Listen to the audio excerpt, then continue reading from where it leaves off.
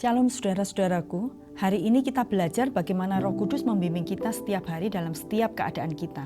Banyak orang suka datang ke ahli nujum atau melihat horoskop untuk mengerti masa depan dan membantu mengambil keputusan. Tetapi Anda memiliki penolong yang jauh lebih baik daripada itu. Anda memiliki sahabat yang mengetahui masa depan dan yang terbaik untuk Anda. Dia adalah Roh Kudus, penolong ilahi. Roh Kudus membimbing Anda dengan sabda Allah. Alkitab adalah peta jalan yang dipakai Roh Kudus untuk membimbing Anda ke surga. Dia menolong Anda menerapkan pengajaran Alkitab pada setiap keadaan Anda. Itulah sebabnya penting sekali Anda membaca Alkitab setiap hari.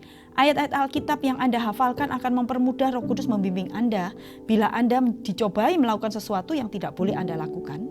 Sebuah Alkitab mungkin terlintas dalam pikiran Anda untuk mengingatkan Anda. Roh Kudus telah membawa kata-kata Alkitab kepada banyak orang Kristen tepat pada saatnya untuk memalingkan mereka dari pencobaan. Roh Kudus juga berbicara kepada Anda melalui pelajaran Alkitab, lewat khotbah-khotbah atau PA yang Anda dengar atau Anda baca. Semua itu adalah jalan-jalan yang dipilihnya untuk membimbing Anda kepada seluruh kebenaran. Roh Kudus membimbing Anda melalui gereja. Dari siapakah seorang anak belajar berjalan, bercakap, bermain, dan bekerja? Dari keluarganya. Demikian pula dengan orang percaya. Anda memiliki keluarga baru sejak Anda percaya kepada Yesus. Roh Kudus memakai pemimpin-pemimpin rohani, kakak-kakak rohani yang ada di gereja untuk membimbing dan mengajar Anda. Efesus 4 ayat 11 dan 12. Dan ialah yang memberikan baik rasul-rasul maupun nabi-nabi, baik pemberita-pemberita Injil maupun gembala-gembala dan pengajar-pengajar, untuk memperlengkapi orang-orang kudus bagi pekerjaan pelayanan bagi pembangunan tubuh Kristus.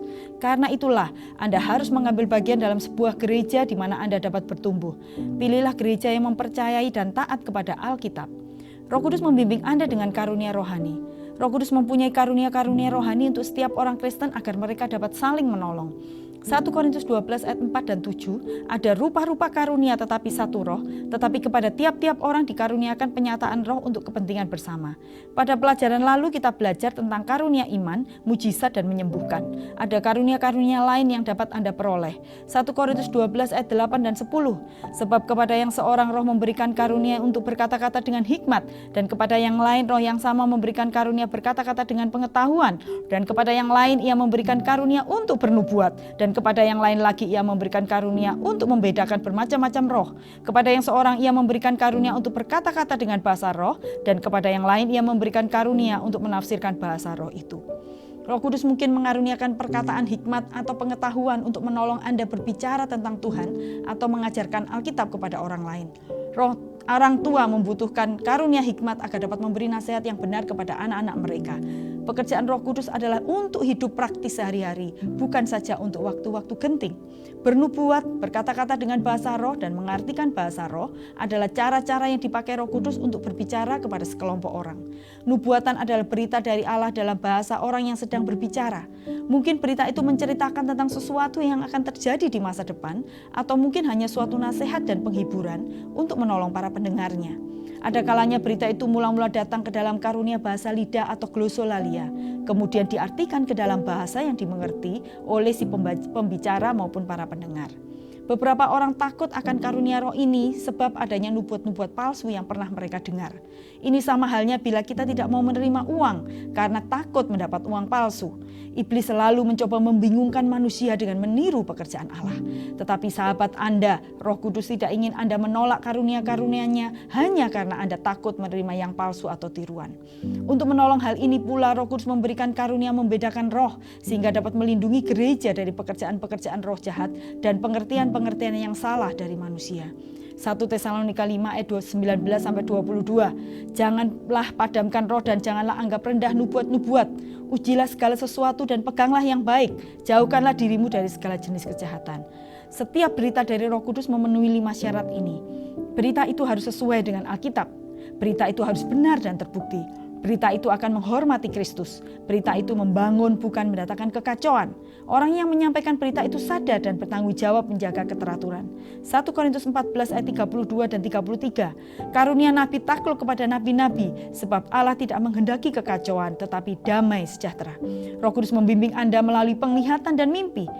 Yoel 2 ayat 28, kemudian daripada itu akan terjadi bahwa aku akan mencurahkan rohku ke atas semua manusia, maka anak-anakmu laki-laki dan perempuan akan bernubuat, orang-orangmu yang tua akan mendapat mimpi, teruna-terunamu akan mendapat penglihatan-penglihatan. Sampai sekarang Roh Kudus masih berbicara kepada manusia melalui penglihatan dan mimpi. Mimpi yang berasal dari Allah amat jelas dan meninggalkan kesan yang mendalam pada seseorang. Ada orang yang menerima Yesus sebagai juru selamat setelah mendapat penglihatan atau mimpi dari Tuhan. Kebanyakan mimpi-mimpi bukanlah wahyu dari Allah, namun mimpi-mimpi Anda dapat bermanfaat untuk Anda. Pergunakanlah mimpi itu sebagai pengingat untuk mendoakan orang yang Anda lihat di dalam mimpi itu. Roh Kudus membimbing Anda melalui keadaan dan perasaan.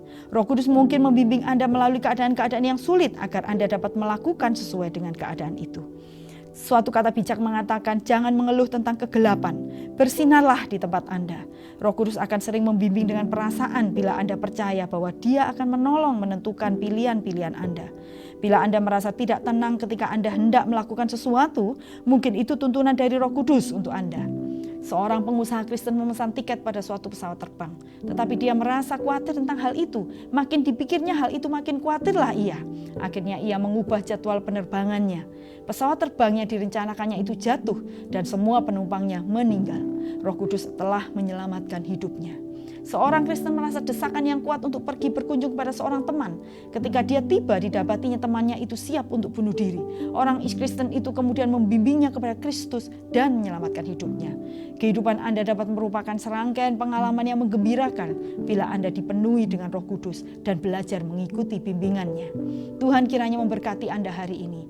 Mohonlah Roh Kudus memenuhi dan membimbing Anda.